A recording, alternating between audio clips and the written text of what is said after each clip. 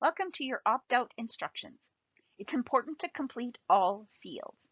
Please ensure that your student ID number and your email address are correct. You can either use your school email or your personal email.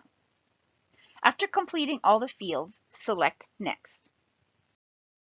If you have comparable alternative insurance and wish to opt out of health, select Yes. Provincial health care insurance is not acceptable alternative insurance. You must enter the insurance company name, plan, and policy number.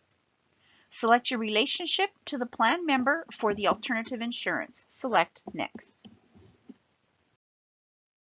If you have comparable alternative insurance and wish to opt out of dental, select Yes.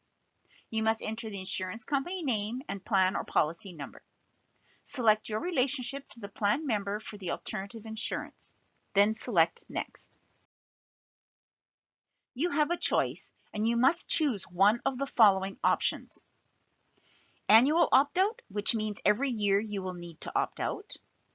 Or permanent opt-out, which means if you remain an eligible student, you will not need to opt out each year as it will carry forward. Then select Next.